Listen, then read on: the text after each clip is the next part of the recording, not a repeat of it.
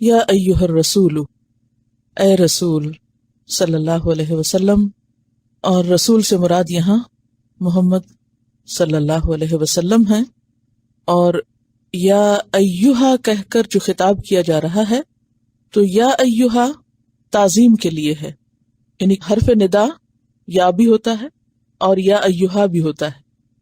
تو یہاں یہ کہنے کے بجائے کہ یا رسول کیا کہا گیا؟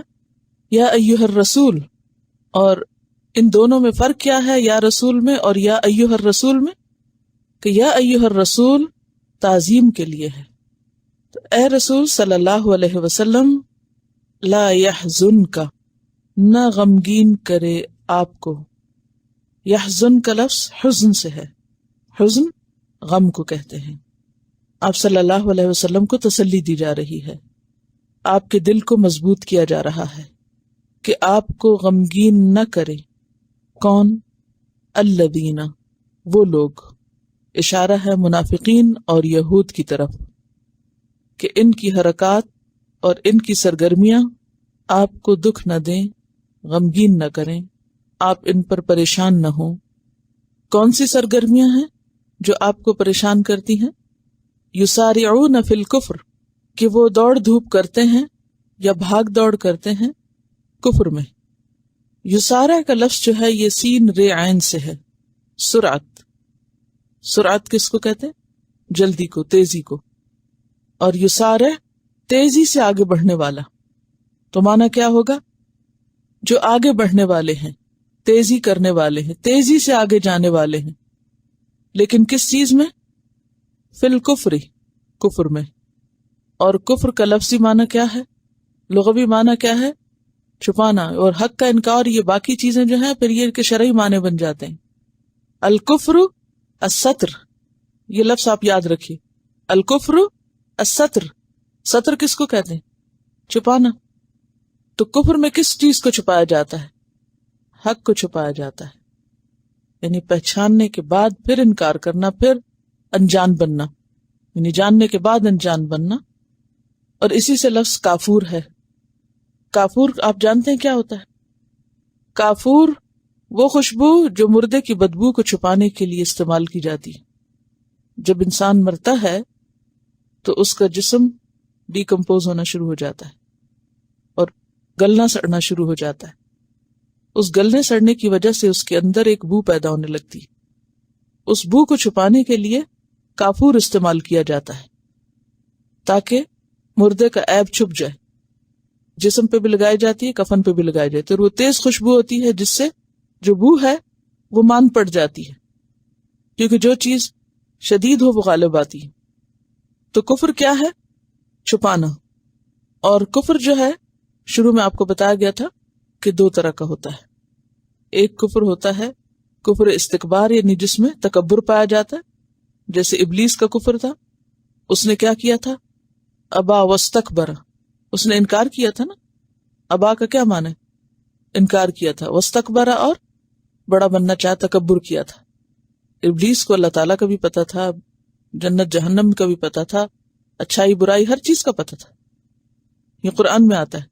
ابا واستکبر وکان من الکافرین، اور ہو گیا وہ کافروں میں سے. تو یہ کون سا کفر تھا ابلیس کا؟ کفر استکبار اس کو کہیں گے، جس میں تکبر پایا جاتا ہے.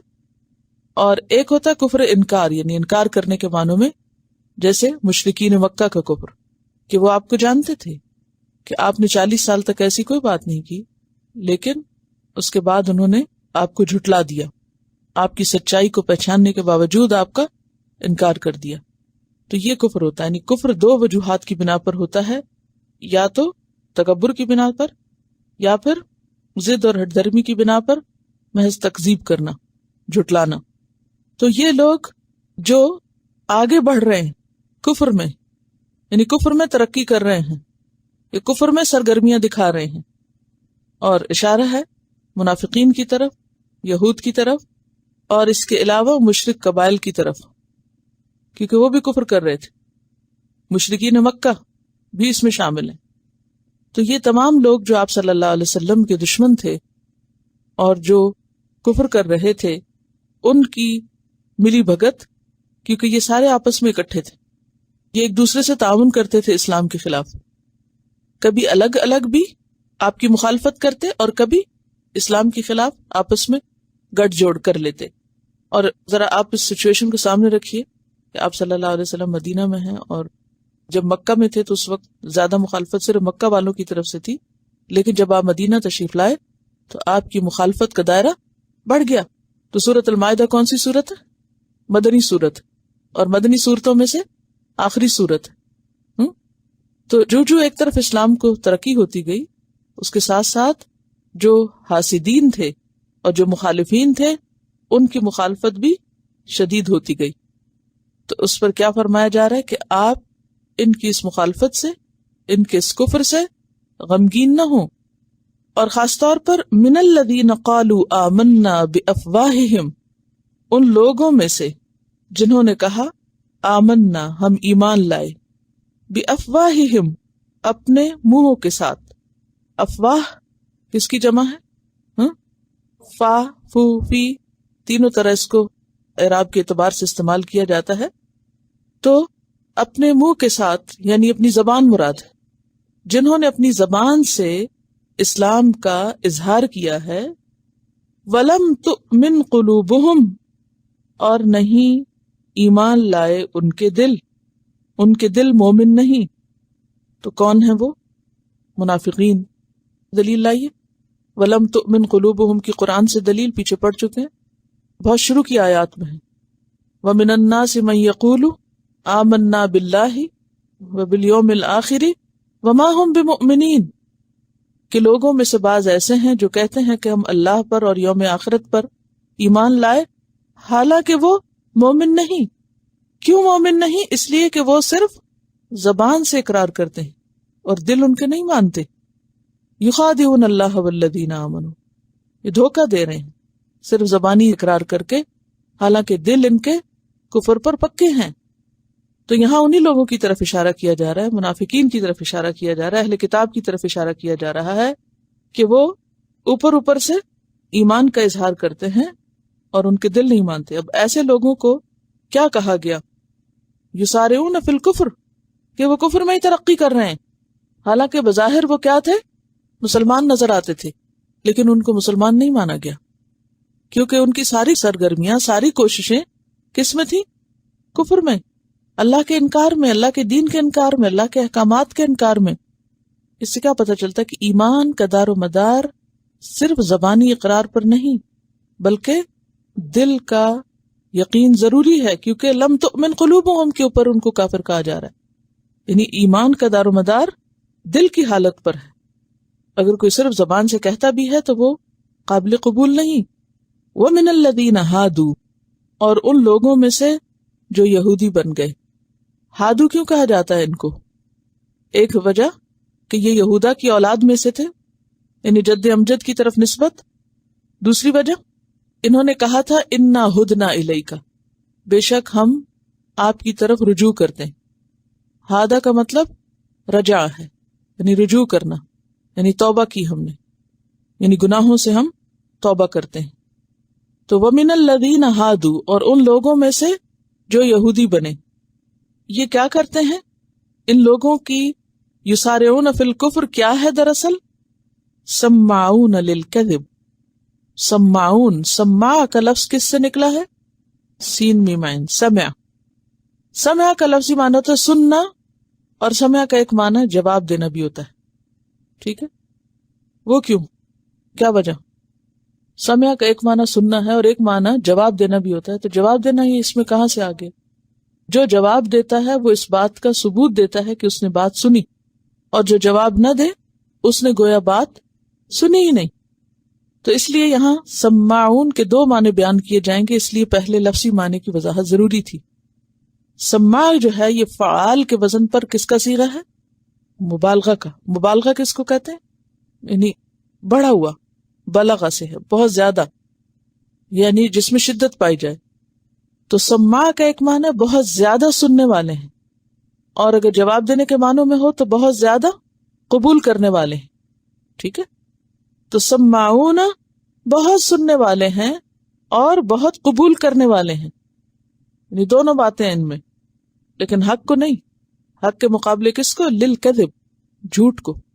جھوٹ کے بڑے دل دادا ہیں، جھوٹی باتوں سے خوب دلچسپی ہے ان کو. اور کس جھوٹ کی طرف اشارہ ہے؟ خاص طور پر ان کے علماء کے جھوٹ کی طرف. اور وہ جھوٹ کیا تھا کہ جب یہ ان سے پوچھتے تھے کہ آپ محمد صلی اللہ علیہ وسلم کے بارے میں کیا کہتے ہیں کہ وہ سچے پیغمبر ہیں، تو ان کے علماء نے کیا بتاتے تھے کہ نہیں. حالانکہ وہ جانتے تھے جھوٹ کیا ہوتا ہے؟ خلاف واقع خبر. خلاف واقع خبر یعنی جو حقیقت کے خلاف بات. تو ان کے علماء کی بات کیا تھی؟ حقیقت کے خلاف تھی.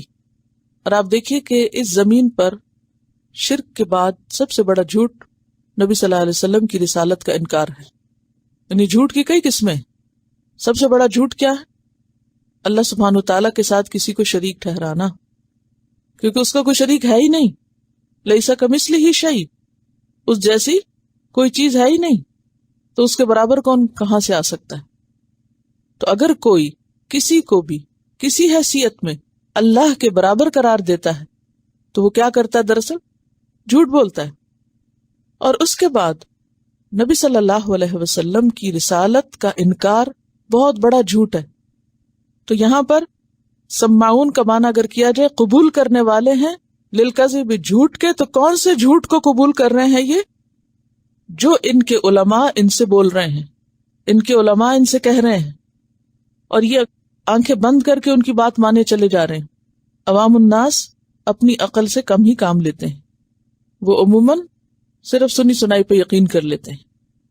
تو ان کے علماء کا بہت بڑا جرم یہ تھا کہ یہ خود بھی آپ صلی اللہ علیہ وسلم کو ماننے سے رکے ہوئے تھے اور اپنے فالوورز کو بھی روکتے تھے، ان کو بھی جھوٹ کہتے تھے. تو یہاں منافقین اور یہود دونوں کا یہ جرم بتایا جا رہا ہے کہ وہ جھوٹ کو قبول کیے ہوئے، جھوٹی باتیں اپنے احبار اور سرداروں اور لیڈروں سے مانے ہوئے. اور اگر سماعون کا معنی صرف سننے والے لیا جائے، بہت زیادہ سننے والے ہیں، تو اس سے مراد جھوٹی باتوں میں دلچسپی لینے والے، یعنی حق ان کو پسند نہیں، اس کے برعکس جھوٹ کے دل دادا ہیں، جھوٹی باتوں سے دلچسپی. سچی بات ان کے سامنے رکھی جائے تو اسے قبول نہیں کرتے، لیکن جھوٹے قصے کہانیاں سننے والے ہیں. تو سماعون للکذب، بہت زیادہ جھوٹ کو سننے والے ہیں، یعنی جھوٹی چیزوں سے بہت دلچسپی رکھتے ہیں. اور وہ جھوٹ خواہ کسی کی طرف سے بھی ہو. آپ دیکھیے کہ جو شخص جس چیز میں دلچسپی رکھتا ہے وہ اس کی شخصیت کی عکاسی بھی کرتا ہے. کچھ لوگ ہوتے ہیں انہیں جھوٹے قصے کہانیوں اور جھوٹی روایتوں اور خلاف حقیقت باتوں سے کوئی دلچسپی نہیں ہوتی، ان کو وہ چیزیں اپیل ہی نہیں کرتی. اور بعض لوگوں کا ٹیسٹ کیا ہوتا ہے کہ انہیں سچی بات اپیل نہیں کرتی، وہ کس میں دلچسپی رکھتے ہیں؟ جھوٹی بات. اس پہ بہت خوش ہوتے ہیں، ان کا بڑا دل لگتا ہے. یہ دل کی بیماری ہوتی ہے، کیونکہ ہر انسان کس چیز کی تلاش میں ہوتا ہے؟ اپنی پسند کی چیز کی تلاش میں ہوتا ہے. تو جو خود سچا ہوتا ہے اسے کیا اچھا لگتا ہے؟ سچائی اچھی لگتی ہے. اور جو خود جھوٹا ہوتا ہے اسے دلچسپی بھی جھوٹ سے ہوتی ہے، وہ جھوٹی باتوں میں بڑا خوش ہوتا ہے. اسی لیے آپ دیکھیں کہ کچھ لوگ جھوٹے مذاق کو بڑا انجوائے کرتے ہیں، جھوٹا مذاق کرتے بھی ہیں، اور اگر کوئی اور جھوٹا مذاق کر رہا ہو تو اس میں دل بھی بہت لگاتے. یہ بھی منافقت کی ایک قسم ہے. آپ کو معلوم ہے اچھی طرح کہ جھوٹ مذاق میں بھی جائز نہیں. اور اگر کوئی شخص جھوٹا مذاق کرتا ہے اور دوسرا اس کو شے دیتا ہے اور انکریج کرتا ہے اور اس پر ہنستا ہے اور اس کو سپورٹ کرتا ہے، تو یہ بھی جھوٹ کا ساتھ دینا اور سماعون للکذب میں شامل ہوتا ہے. تو سماعون للکذب اور منافقین کی سب سے پہلی علامت حدیث سے کیا پتہ چلتی ہے؟ منافق کون ہے؟ بات کرے تو جھوٹ بولے. اور ایسے لوگوں کو، جھوٹ بولنے والوں کو پکا منافق کہا گیا ہے، خواہ وہ نماز پڑھیں، خواہ روزہ رکھیں، خواہ وہ ظاہری طور پر دین کے بڑے بڑے کام کرتے نظر آئیں، لیکن اگر جھوٹ ان کی زندگی سے نہیں نکلا تو انہوں نے کچھ بھی نہیں سیکھا. ان کے ایمان کا دعویٰ بھی پھر جھوٹا ہے. تو سماعون للکذب، اب یہاں صرف سننے کی بات ہے تو ظاہر ہے سنتا بھی وہی ہے جو بولتا ہے. تو جھوٹ کے قبول کرنے والے ہیں اور کسی بھی انسان سے یا کہیں سے بھی جھوٹی بات پتہ چلے تو اس کو خود بھی سنتے ہیں دلچسپی سے اور پھر آگے بھی پھیلا دیتے ہیں. اور یہاں پر سماعون لقوم آخرین، سننے والے ہیں دوسری قوم کے لیے، دوسرے لوگوں کے لیے. اور دوسرے لوگ کون ہیں یہاں؟ علماء یہود. علماء یہود خود نبی صلی اللہ علیہ وسلم کی مجلسوں میں نہیں آتے تھے. وہ کیوں؟ علماء یہود آپ کی مجلس میں نہیں آتے تھے. وجہ سیلف پرائیڈ کی وجہ سے کہ ہم تو خود اتنے پڑھے لکھے، ہم تو خود اتنے بڑے عالم ہیں، ہم تو خود اتنا جانتے ہیں، ہم آپ کی مجلس میں کیوں جائیں، ہم آپ سے کیوں سیکھیں. تو وہ آپ کے پاس نہیں آتے تھے. لیکن انہیں اس بات کا تجسس ضرور رہتا تھا کہ وہاں کیا باتیں ہوتی. چین میں تھوڑی تھے، آتے بھی نہیں تھے اور آپ کی باتوں کے بارے میں اور آپ کی سرگرمیوں کے بارے میں جاننا بھی چاہتے تھے. اس کے لیے انہوں نے کیا طریقہ اختیار کر رکھا تھا کہ اپنے کچھ لوگوں کو تیار کیا ہوا تھا جو ظاہری طور پر مسلمان بنے ہوئے تھے. وہ مسلمانوں جیسا حال حلیہ بنا کر آ جاتے تھے آپ کی مجلس میں جاسوسی کرنے کے لیے. تو سماع کا ایک معنی پھر یہاں جاسوس بھی ہوگا، سن گن لینے والے، ادھر ادھر کی خبریں لینے والے. آ کے بیٹھتے، سنتے کہ اچھا کون سی بات ہمارے حق میں جاتی ہے اور کون سی بات ہمارے خلاف جاتی ہے. محمد صلی اللہ علیہ وسلم کی تعلیم سے کہیں ہمارے نظریے کو کوئی خطرہ تو نہیں، ہمیں اس کا کوئی نقصان تو نہیں. وہ محض یہ جاننے کے لیے آتے اور وہ آ کر پھر سنتے اور سن کے کچھ اپنی طرف سے ملاتے اور پھر واپس جا کے بتاتے. اب یہ اپنی طرف سے کیوں ملاتے تھے؟ تاکہ یہ اپنے سرداروں کا فیور لے سکیں، ان کی نظروں میں بڑا اچھا بنے. آپ نے دیکھا ہوگا کہ ایسے لوگ دوسروں کی نظر میں اہمیت حاصل کرنے کے لیے بعض اوقات ادھر سے ادھر خبریں پہنچاتے ہیں. بعض لوگوں کے پاس کوئی تعمیری کام نہیں ہوتا، نہ ان کا ذہن کوئی اچھی بات سوچ سکتا ہے، نہ وہ کچھ کرنے کے قابل ہوتے ہیں. وہ کیا کرتے ہیں؟ اس قسم کے گھٹیا کام شروع کر دیتے ہیں. ایک کی مجلس میں بیٹھا، وہاں بات سنی، وہاں سے لے کے اٹھا، کچھ دل سے ملائی، جھوٹ ملایا، جا کے دوسری جگہ کہانی بیان کی. کیوں ایسا کرتے ہیں ایسے لوگ؟ تاکہ ان کی نظروں کی یا ان کی آنکھوں کا تارا بنے. پھر وہاں بیٹھے، وہاں سے کوئی باتیں سنی، واپس پہلے لوگوں کے پاس آئے اور آ کے کچھ ادھر سنائی تاکہ ان کی آنکھوں کا تارا بنے. منافقین کا یہ طرز عمل قرآن پاک میں بیان کیا گیا ہے. سورۃ البقرہ ہی میں آیت ہے وَإِذَا لَقُوا الَّذِينَ آمَنُوا قَالُوا آمَنَّا وَإِذَا خَلَوْا إِلَىٰ شَيَاطِينِهِمْ قَالُوا إِنَّا مَعَكُمْ إِنَّمَا نَحْنُ مُسْتَهْزِئُونَ لا الہ ہؤلاء ولا الہ ہؤلاء. ایسے لوگ کسی کے بھی وفادار نہیں ہوتے. ایک بات یاد رکھیے کہ جو شخص آپ کے سامنے آ کر کسی دوسرے کی بات کرتا ہے تاکہ آپ سے فیور حاصل کر سکے، یاد رکھیے نہ وہ آپ کا ہے نہ وہ اس کا ہے، وہ صرف اپنا ہے. اسے صرف اپنے مفاد سے غرض ہے، وہ اپنی پوزیشن درست کرنا چاہتا ہے، اسے نہ اس سے دلچسپی ہے نہ اس سے دلچسپی. اور ایسے لوگ ہمیشہ فتنہ و فساد کا سبب بنتے ہیں. اور مدینہ میں بھی ان منافقین اور یہود نے اسی قسم کی فضا قائم کر رکھی تھی کہ وہ ادھر کی ادھر، ادھر کی ادھر پہنچاتے.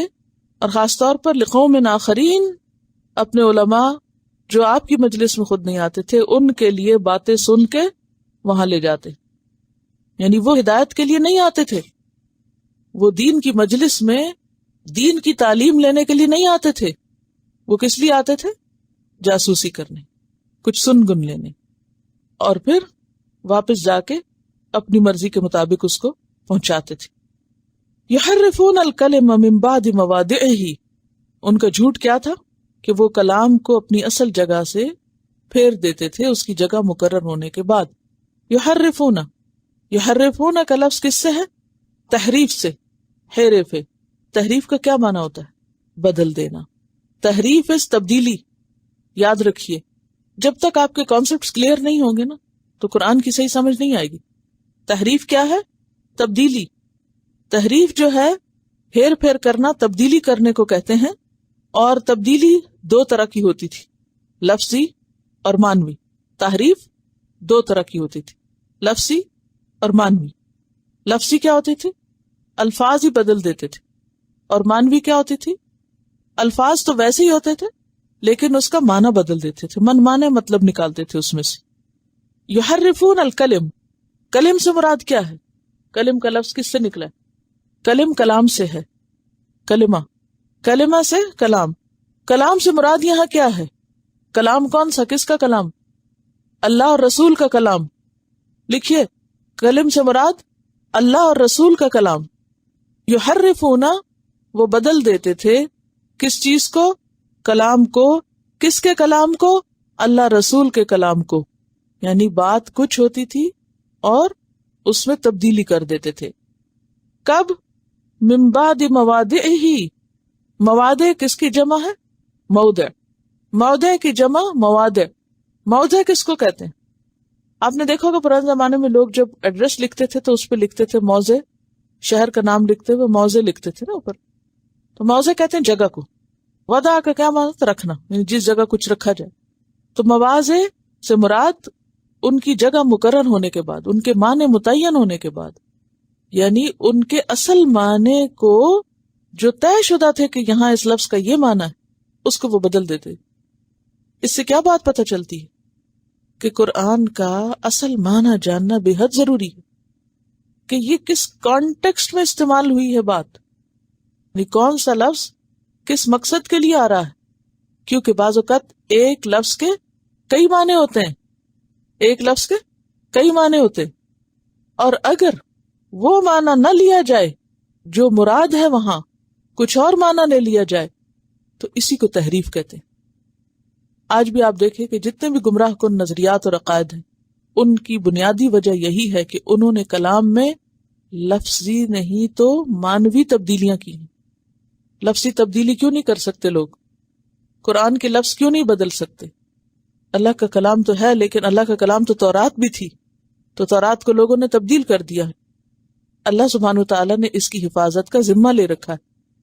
قرآن پاک میں آتا ہے انا نحن نزلنا الذکر وانا لہ لحافظون، کہ اس ذکر کو ہم نے نازل کیا اور اس کی حفاظت کرنے والے ہم ہیں. لہذا آج کوئی شخص کلام اللہ کے الفاظ کو تو نہیں بدل سکتا، لیکن تحریف کیا کرتے ہیں لوگ؟ اس کے معنی کو بدل دیتے ہیں، اس کے معنی کو اصل مراد اس کی جو ہوتی ہے اس سے ہٹا دیتے ہیں. مثلا یہ تو یہود کی تبدیلیاں ہیں کہ ہتتن کو ہنتتن کیا، انہوں نے لفظ بدل دیا.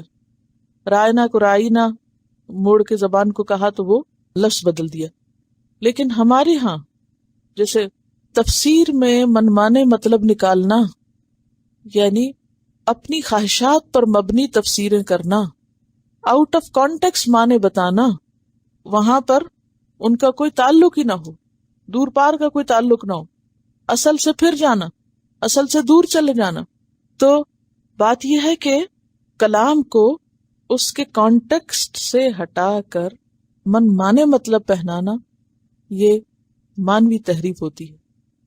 اچھا، لفظی اور مانوی کی ایک مثال، مثلا قرآن پاک میں آتا ہے کلم اللہ موسیٰ تکلیما، کلام کیا اللہ نے موسیٰ علیہ السلام سے جیسے کلام کیا جاتا ہے.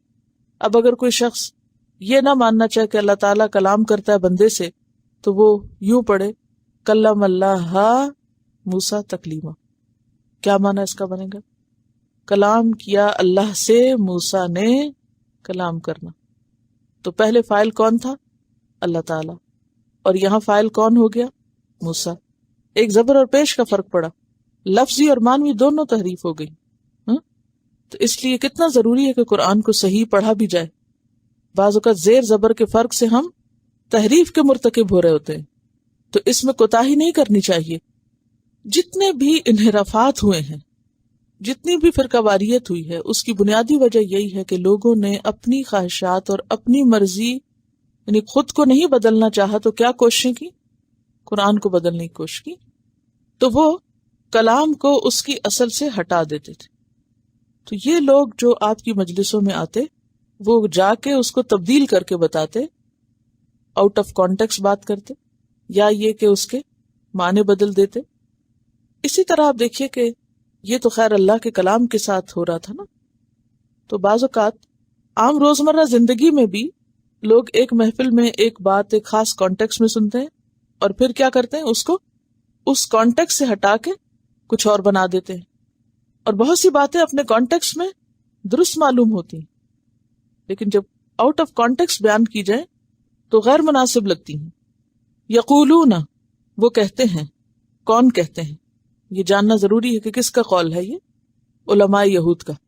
ان اوتی تم ہادا، اگر تم دیے جاؤ یہ سے مراد کیا؟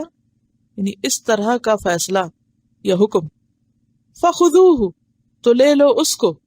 کس سے؟ محمد صلی اللہ علیہ وسلم سے. یعنی بعض اوقات کیا کرتے، کوئی سوال دے کے بھیجتے کوئی فتویٰ معلوم کرنے کے لیے. اگر تو جواب یہ آئے تو لے لینا. وَإِلَّمْ تُؤْتَوْهُ، اور اگر نہ تم دیے جاؤ اس کو. کس کو؟ جواب کو. یعنی مرضی کے مطابق فتویٰ نہ ملے.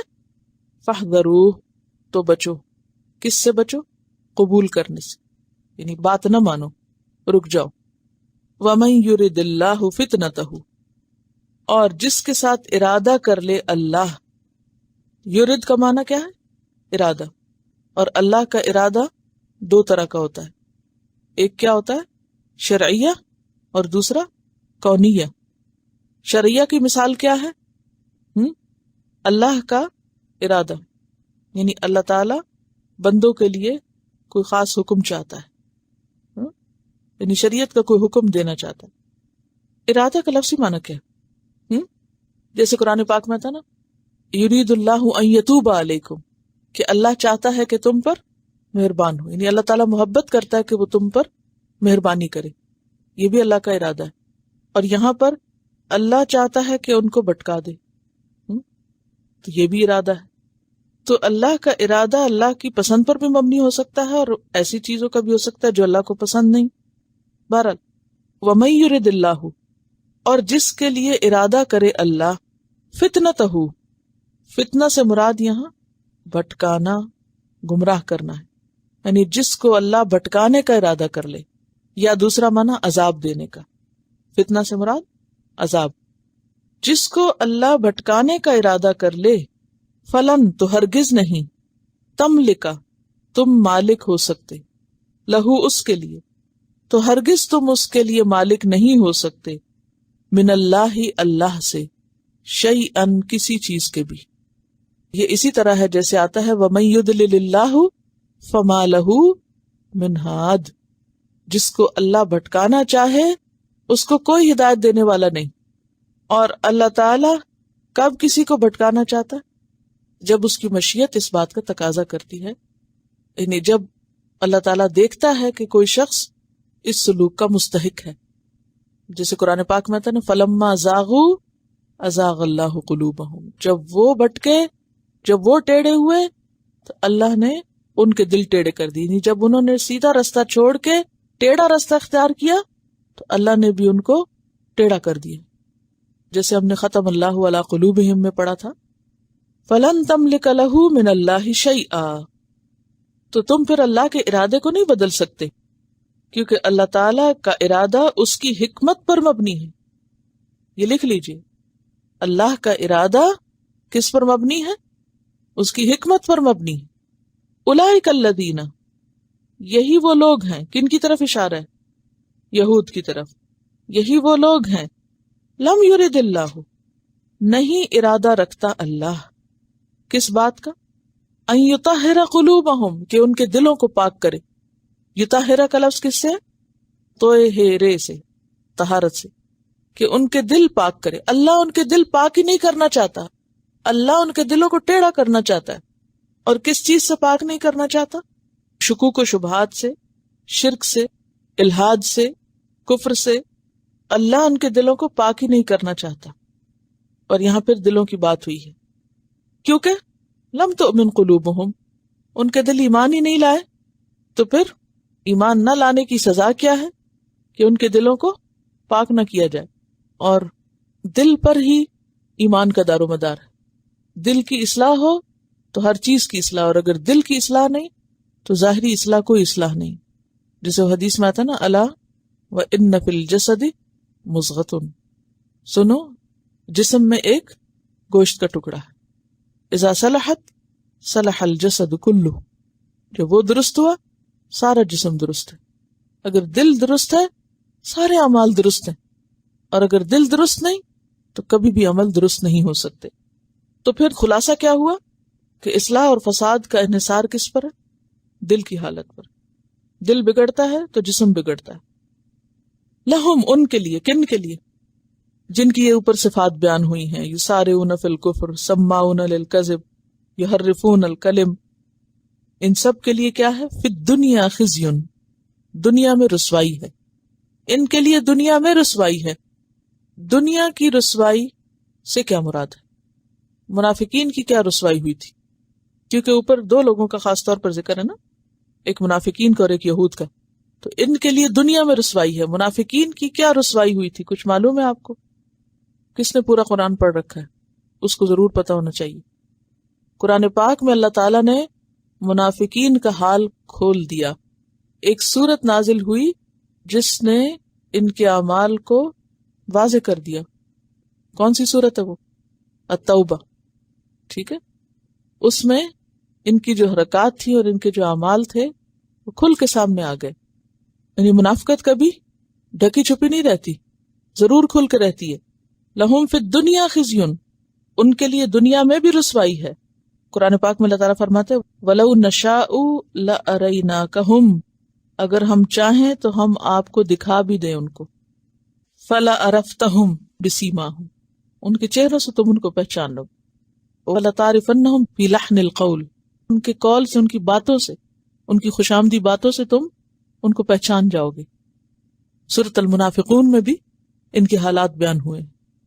اور اس صحابی کا نام بتائیے جن کو آپ صلی اللہ علیہ وسلم نے سارے منافقین مدینہ کے نام بتا دیے تھے. حذیفہ بن یمان. حذیفہ بن یمان وہ صحابی ہیں جن کے پاس یہ سب نام تھے. اسی لیے حضرت عمر نے جا کر ان سے کیا کہا تھا؟ میں تمہیں خدا کی قسم دے کے پوچھتا ہوں کہ کہیں اس لسٹ میں میرا نام تو نہیں. صحابہ کرام کو اتنا خوف تھا کہ کہیں ہمارے کسی عمل سے، کسی بات سے ہم مخلص مومنوں کی بجائے منافقوں میں نہ اٹھائے جائیں. کیونکہ کفر اور اسلام کے درمیان تو ایک واضح حد ہے نا، سیدھی لکیر ہے. یہ کفر ہے، یہ اسلام ہے، واضح پتہ چلتا ہے. لیکن منافقت اور اسلام کا معاملہ اتنا گڈمڈ ہے بظاہر کہ بعض اوقات ظاہراً ایک شخص یہ دعویٰ کر سکتا ہے، سمجھ سکتا ہے کہ میں بہت اچھا مسلمان ہوں، حالانکہ اس کا اسلام سے دور پار بھی واسطہ کوئی نہیں. ہم سب کو کتنی فکر ہے؟ کچھ فکر نہیں. منافقوں کی جو صفات ہیں، سب سے پہلی جو جھوٹ ہے، خیانت ہے، دھوکہ بازی ہے، ان سب چیزوں سے ہم کتنا بچنے کی کوشش کرتے ہیں. چھوٹی چھوٹی باتوں میں جھوٹ بولنے کو کوئی ہم برا ہی نہیں مانتے. تو یہاں پر آپ دیکھیے کہ ان کے لیے دنیا میں رسوائی، اور یہ حقیقت ہے کہ صرف ان منافقین کی بات نہیں. جو بھی منافقین کی پیروی کرے گا، جو بھی منافقت اختیار کرے گا، کہیں نہ کہیں منافقت اس کی کھل کے رہے گی، جو اس کے لیے رسوائی کا باعث ہوگی. وہ معروف معنوں میں نہ بھی منافق ہو، لیکن کہیں زبان سے، کہیں رویے میں، کسی نہ کسی جگہ ضرور بات کھلے گی اور ضرور رسوائی ہوگی.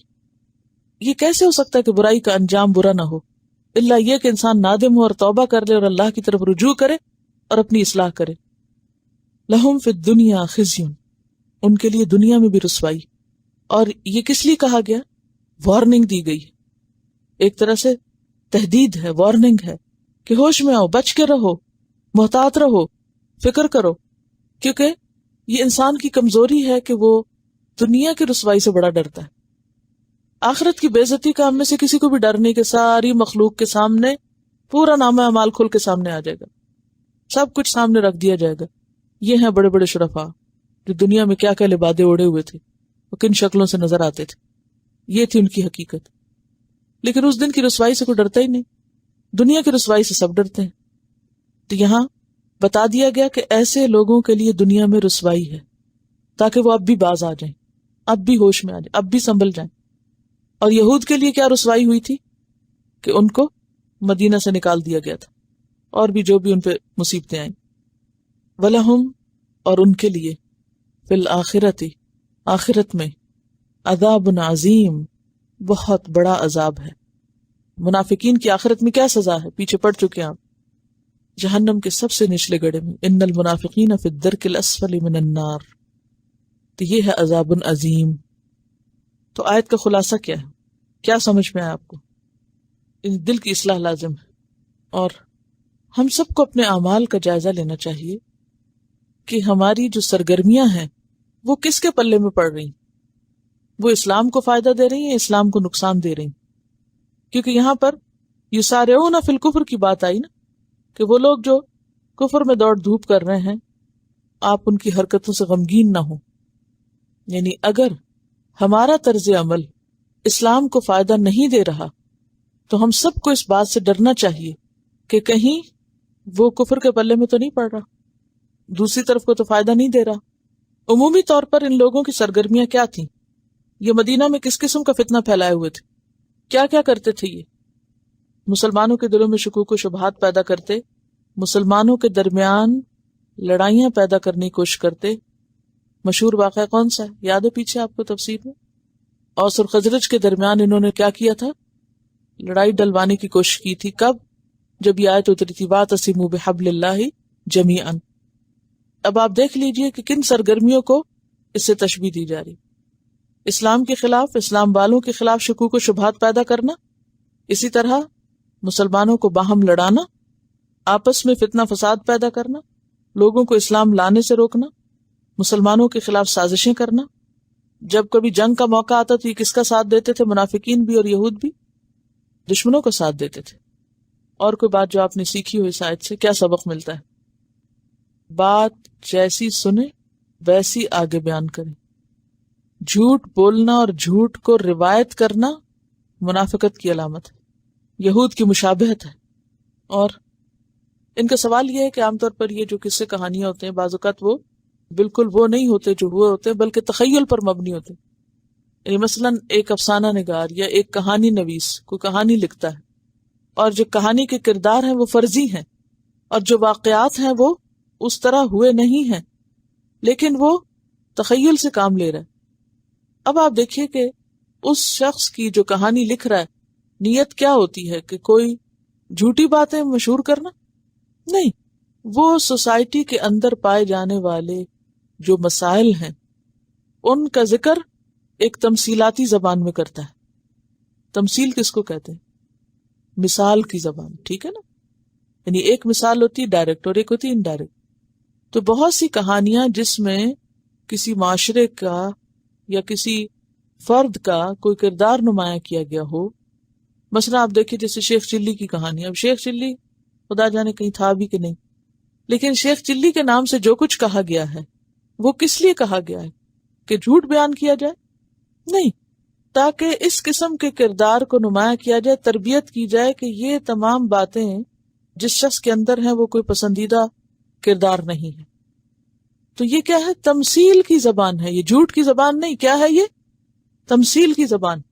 تمثیل کی زبان سے کیا مراد ہے؟ کہ ایک مثال کے طور پر ایک کیریکٹر فرض کر لیا گیا تاکہ ہر شخص اپنا آئینہ اس میں دیکھ لے کہ کہیں میرے سوچے بھی تو شیخ چلی سے نہیں ملتی۔ تو یہ اس قسم کی اصلاحی کہانیاں ضروری نہیں ہوتا کہ وہ بعین ہی کوئی واقعات ہوئے ہوں اور پھر انہی واقعات کو دوبارہ نقل کیا جائے اور 100% تصدیق۔ وحی الہی تو نہیں کہ وہ اس کو لفظاً اور حرفاً اس طرح نقل کیا جائے گا۔ یہ لوگ کس سے کام لیتے ہیں؟ گمان سے کام لیتے ہیں، تخیل سے کام لیتے ہیں، قیاس سے کام لیتے ہیں، اور معاشرے کے اندر پائے جانے والے جو مسائل ہیں ان کا ایک کہانی کی شکل میں، یعنی دوسرے لفظوں میں ایک مثال کی شکل میں ایک کیریکٹر سامنے لا کے رکھتے ہیں تاکہ دوسرے لوگ اس سے کیا کریں؟ سبق سیکھیں۔ ٹھیک ہے؟ لیکن اگر ان کہانیوں کے اندر ایسی بات ہے جو حقیقت پر مبنی نہیں ہے تو پھر وہ جھوٹ ہوگا، کیونکہ انہوں نے غلط بیانی کی۔ جو چیز پائی نہیں جاتی اس کو وہاں ثابت کیا۔ اگر تو وہ ایک فیکٹ یا حقیقت کو واضح کرنے والی چیز ہے، یعنی حقیقت کی نمائندگی کر رہی تو وہ جھوٹ نہیں شمار ہوگا، اور اگر وہ کسی حقیقت کو بدل رہی ہے، اس کو جھوٹ بنا رہی ہے، تو پھر وہ درست نہیں ہوگا۔ اس آیت سے جو بہت بڑا سبق ملتا ہے کہ دنیا کی رسوائی اور آخرت کا عذاب جو ہے اس کی بنیادی وجہ دلوں کی ناپاکی ہے، دلوں کا بگاڑ ہے، دلوں کی اصلاح نہ ہونا ہے۔ تو اسلام کس لیے آیا ہے؟ دلوں کی اصلاح کے لیے، انسانوں کی اصلاح کے لیے، اور انسانوں کی اصلاح مبنی ہے کس پر؟ دلوں کی اصلاح پر۔ اسی لیے قرآن کس پر نازل ہوا؟ نبی صلی اللہ علیہ وسلم کے دل پر نازل ہوا۔ اور یاد رکھیے کہ آپ جتنا چاہے ترجمہ رٹ لیں، جتنے چاہے اچھے نمبر لے لیں، اگر اس قرآن کو پڑھ کر دل نہیں بدلے نا، دلوں میں تبدیلی نہیں، تو کچھ بھی نہیں بدلا۔ اگر سوچ نہیں بدلی، قرآن کے مطابق ہماری مرضی اور خواہشات نہیں ہوئی، تو کچھ نہیں سیکھا ہم نے۔ آپ دیکھیے علماء یہود بھی تو بہت بڑے بڑے عالم تھے، تو محض عالم بن جانا جو ہے وہ فائدہ نہیں دیتا انسان کو جب تک کہ اس کا اندر نہ بدلے، جب تک وہ خود نہ بدلے۔ اور انسان کے ظاہری اعمال تو محض ظاہری سمبلز ہیں، اور وہ اصل میں کیا ہے؟ اس کے دل کی عکاسی ہے، اس کے اندر کی عکاسی ہے، اس کی گفتگو، اس کا معاملہ، اس کا سب کچھ۔